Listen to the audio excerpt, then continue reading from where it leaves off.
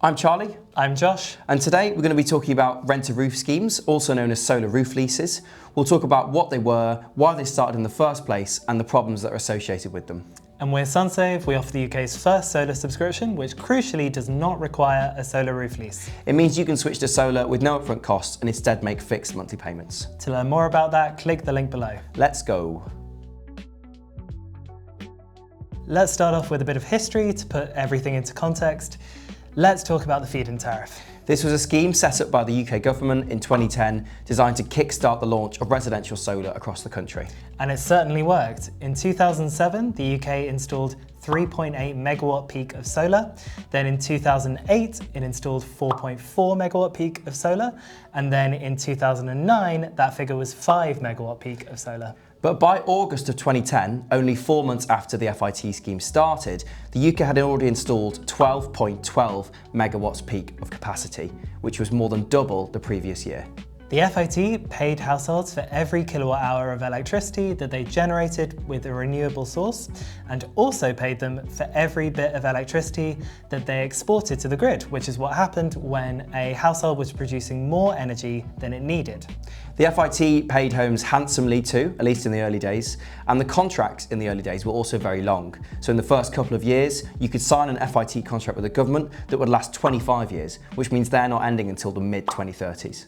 According to a report by British Gas published in The Guardian in 2010, these FIT payments could be worth as much as £1,000 per year to solar homes, and that's without even counting energy bill savings. So if you take a 25-year FIT contract, that's £25,000. But it's probably even more than that because FIT rates increase each year with inflation. The lucrative nature of FIT payments attracted a lot of homes who were able to switch to solar, but unfortunately they also attracted a lot of companies trying to make a profit. If you find this video useful, hit the like and subscribe buttons. Soon after the Feed-in Tariff scheme started, rent-to-roof schemes followed. These usually required homeowners to give up the rights to their rooftop or the airspace above their rooftop to solar companies for up to 25 years. The company would install solar panels on the rooftop for free. The home would benefit from reduced electricity bills, but the company would take all the FIT payments, including the export payments and the generation payments. So the company was literally renting or leasing the rooftop, hence rent-to-roof schemes. But unlike most rental agreements, the company wasn't actually paying anything to rent the roof. But like we said, these companies did cover the upfront cost of the system, which, according to that same Guardian article, cost around £10,000 or £15,000 in 2010. And the companies would provide maintenance because it was obviously in their best interest to keep those systems in working order. A lot of companies popped up with these rent-to-roof schemes at the time. The most famous ones then were HomeSun, A Shade Greener, and ISIS Solar. So far, this all sounds pretty good. Homeowners didn't have to part with any cash and could benefit from reduced electricity bills and also massively cut their carbon footprint. But unfortunately, problems did start to arise. Yes, there were 3 key issues, the first of which was that anyone who signed one of these contracts was signing away some control over their property. Yeah, in many cases, people couldn't make significant alterations to their property without first getting consent from their solar company. Being able to make significant alterations to your property is one of the major advantages of home ownership.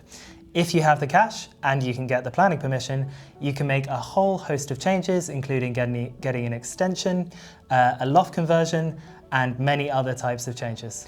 But the reason some households had to get permission from the solar company is because these works risked affecting the output of the solar panels, which would then affect the solar company's FIT payments. And if the solar company said no, there was nothing the homeowner could really do about it. And if the solar company said yes, in some contracts they were still entitled to compensation for missed output and payments. The second problem was that some people had issues with selling their homes. Yeah, in the worst case scenarios, people had to get consent from their solar company to sell their property. Yes, one person interviewed by The Guardian in 2018 said that the solar company initially refused them consent to sell their home, and they only relented when The Guardian intervened. And even then, they still had to buy the system. They had to pay £20,500, which was a hefty, uncosted amount that the agent said was non-negotiable. Even when homeowners didn't need consent from their solar company, they often struggled to find a mortgage provider. Mortgage providers were often unwilling to lend against a home that was in a rent-a-roof arrangement, and that's because it was harder to repossess the home in the event of a mortgage default scenario. And even when the homeowner didn't need consent from their solar company and could find a willing mortgage provider, they often would struggle to find a willing buyer because of the increasingly negative reputation of rent-a-roof schemes. So a potential home buyer would obviously get cheaper electricity bills, but they'd then have to deal with all the restrictions associated with that contract. The third major problem was that some contracts didn't even include a buyout clause. So even if you had the vast sum of money required to buy yourself out of the contract, it may have not always been an option. One of the people interviewed by The Guardian in 2018 said that her elderly father signed a contract in 2011 that did not include a buyout clause. So when his roof started to leak, they actually had to pay for the panels to be removed, and then pay for the roof to be repaired, and then pay for the panels to be put back on again. In 2012, the UK government decreased the FIT generation payments. They reduced them by more than 50%, and then in 2016, they reduced the rate again. These drops really hurt the profitability of the feed-in tariff. This meant that by the mid-2010s, rent-a-roof schemes had mostly disappeared.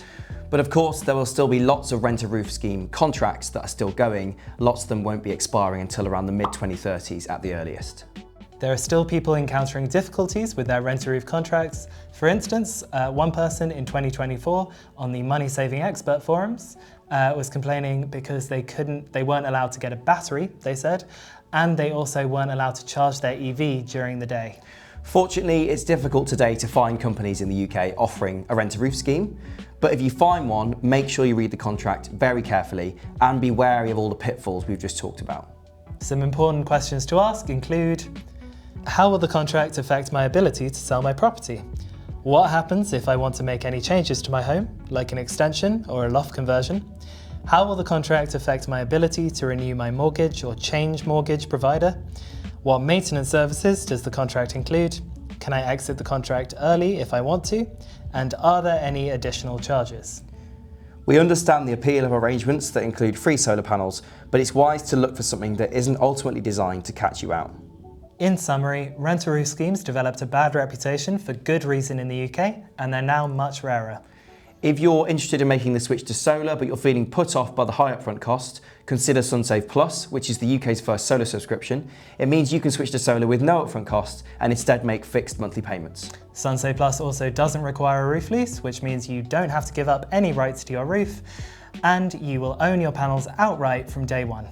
Every Sunsave Plus subscription is also backed by the Sunsave Guarantee, which includes 24/7 monitoring, maintenance, free replacement parts, downtime cover and insurance for the full subscription term.